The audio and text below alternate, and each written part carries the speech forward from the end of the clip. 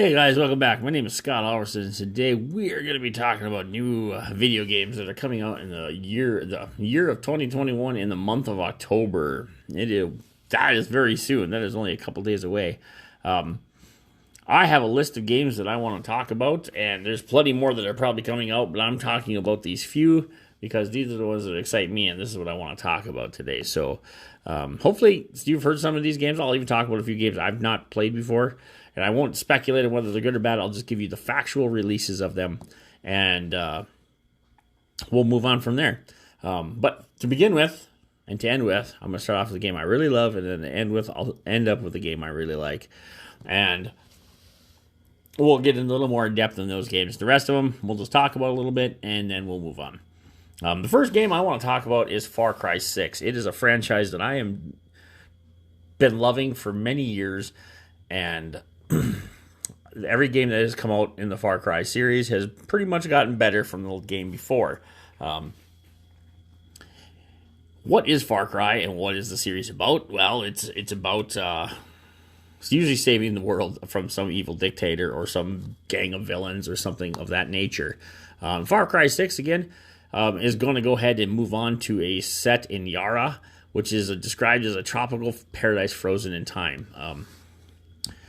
You're basically a guerrilla fighter trying to save that island or the chunk of land or the continent or whatever it's going to be from a dictator. And yeah, historically, Far Cry has had some of the best villains I've ever played against in any game. There's a very good story. There's some sandbox type stuff. There's some open world stuff, and of course, there is the role playing game aspect of it. Where you level up your character not really level it up, but you skill up your character by using, whatever form of currency they're going to be using this time. And you buy skills and you upgrade your guns and you can run around and explore the map basically as you will, completing missions for guerrilla factions or rebel factions. I don't believe that Far Cry 6 is going to be any different than the other ones. It'd probably be just improved on a little bit in whatever way they possibly thought they could. Ubisoft has been really awesome about doing really good with these games, and that'll be a game I'll be playing October 7th. I'll purchase it, download it. Hopefully they'll let me download it before the release date, and then on the release date I'll get to play because I love Far Cry. I'm not sure if I'll put it on the Xbox or the PC. Probably the PC because I really do like the way it plays on the PC. But it will be coming out on the PS4, the PS5, the Xbox One, the Xbox One X, and then the PC. And so it comes out October 7th. So if you're into any kind of RPG, first-person shooter-ish, now it's not even really a first-person shooter-ish, but sandbox, story mode, you love good villains, you love plots and twists and character building and meeting NPCs with absolute wonderful flavor. Maybe you should try Far Cry. Far Cry is any of the Far Cry games, but Far Cry 6 definitely. It's coming out October 7th, so if you've been bored and you want a new PC game, check that out, or a new game from any of those systems. Check out Far Cry 6. I think you'll be appreciative of that. One game coming out on Nintendo Switch that I have know nothing about, so I'm just reporting it because that's what's coming across. It'll be coming out October 8th, 2021. It'll be called Metroid Dread. Of course, Metroid is a very popular game from back, I think 1986 or 87 when it first came out, to now, I guess. Metroid is it's a 2D game usually, and it was fun. I played a lot of original Metroid back on the NES back in the day, and so just letting you know that's coming out October 8th, 2021 on the Switch. Another game that's coming out is called Back 4 Blood. I do know a little bit about this one, so we're not going to talk tons about it, but I do know a little bit. It is basically a follow-up for Left 4 Dead 3, but it's mostly in spirit, not actually. It's not even created by the same company. It's not created by Valve. It's created by I can't think of the name of the company right off the top of my head, but it's basically the follow-up to Left 4 Dead 3.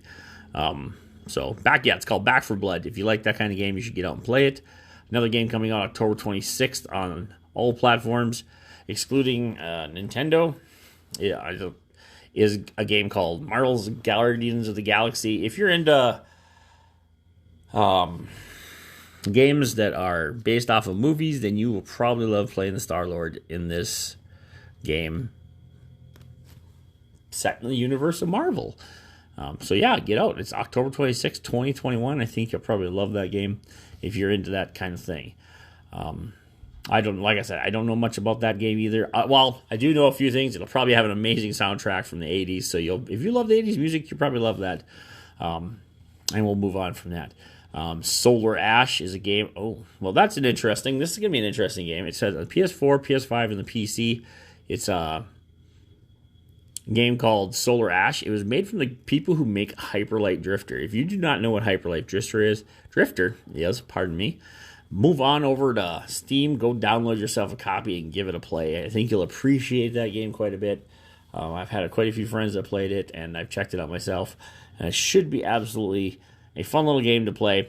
So the Solar Ash could very well be like another style game like that. I don't know. But I would check it out because, hey, I mean, anybody who makes Hyperlight Drifter can move on and makes another game. It's worth a check out in my opinion. The last big game in October that I can think of that's coming out is going to be, no, it's not the last big game, but it's the last one. We got one more. We got called Riders Republic, which is a game that's going to be taking place. It's kind of a Olympic style game, or X Games type game, but it takes place in like U.S. national parks like Yosemite and Grand Teton, Teton.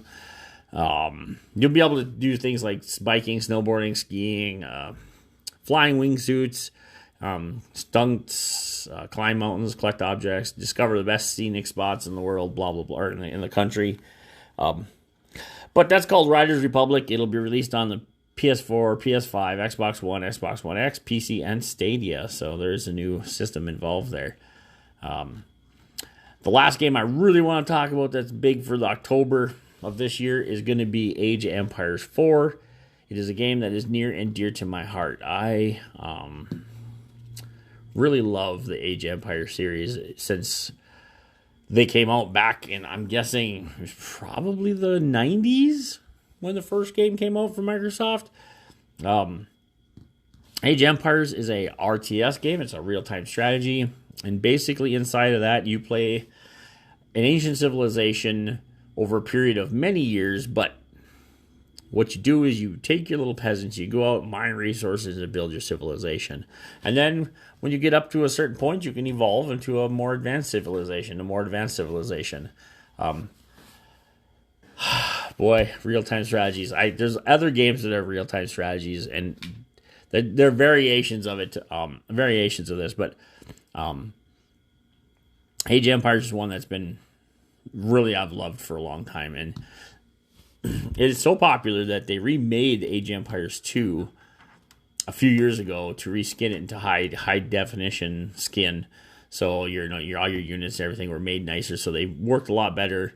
It looked a lot better on these newer, faster gaming PCs. So it'll be interesting to see what they do with this one. I hope that Microsoft or Xbox Game Studios doesn't try to do what they did in 3. I think they should go backwards a little bit and try to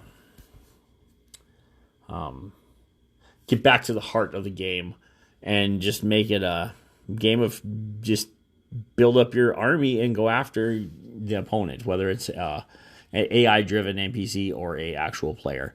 The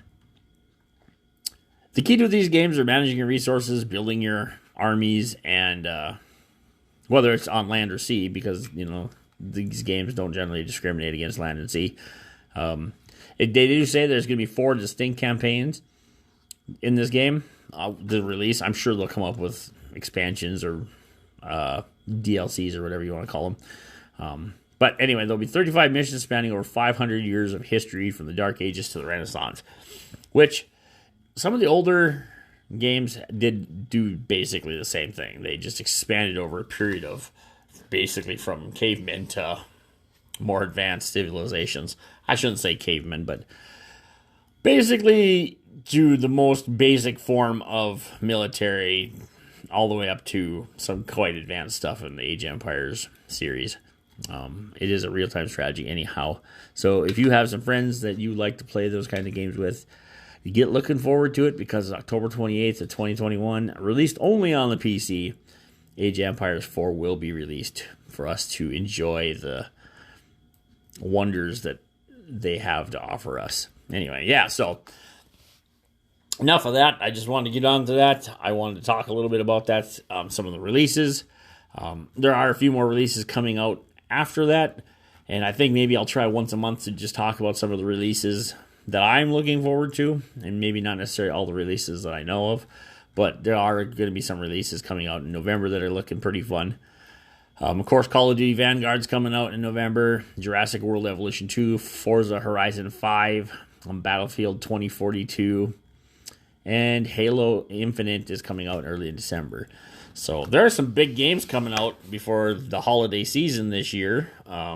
If you are a PC gamer, Xbox, PC, PS3, or PS4, PS5, or Switch, or any of these games, always towards the holiday seasons, there are lots of big titles usually coming out. So you can always expect to find good games.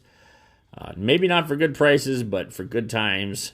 There are always going to be good games released around those times of year to get people hanging out and playing games with each other. Anyway, so I guess now we'll move on to why I would be promoting video games. Well, I don't really promote video games.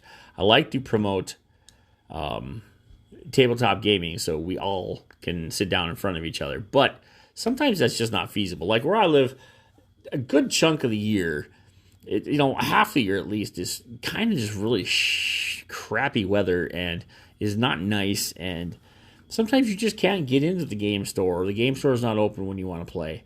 And so I think, without trying to push everybody to video gaming, it is a nice alternative to playing with your friends and giving you something to talk about when you and your friends meet up the next time. You can talk about the newest video games, the latest video games, and whatnot. I don't ever want to discredit video games. Video games have a huge impact on my life. Whether it be from how I met my wife or what me and my wife do for our extracurricular activities. We play video games together, and we have since we were married, and our kids play with us, and our friends play video games with us. So it's not like I don't like video games. I do, and I love them, and there's a place for them in my life. I want to promote them to an extent, but I primarily would love to promote people to remembering that other humans need other human contact. What I mean by that is we need to sit across the table from them. We need to have social interactions with them. Yes, we can get away with playing online together. And I think we should during those times where we can't sit in front of other people and hang out with them and talk to them and play games with them. Tabletop RPGs or board games or card games. I think that we need to find alternative ways when that is not possible to communicate with our friends. And I think video games are that way to do it. That is one of the ways I communicate with one of my best friends. Him and I, we don't live anywhere near each other. We live thousands of miles apart. Yet, every once in a while, we get together, hook up, and play a game and just have some fun together. So, that's what we're doing. And anyway, so I'm going to tidy up this week's podcast with that. I'm looking forward to next week's podcast. It should be fun. We're going to be trying to do something else with that one. Hopefully, we'll have a special guest talking and do some stuff on that. Anyway, until next time, my name is Scott. You call me Guff. I'll be signing off.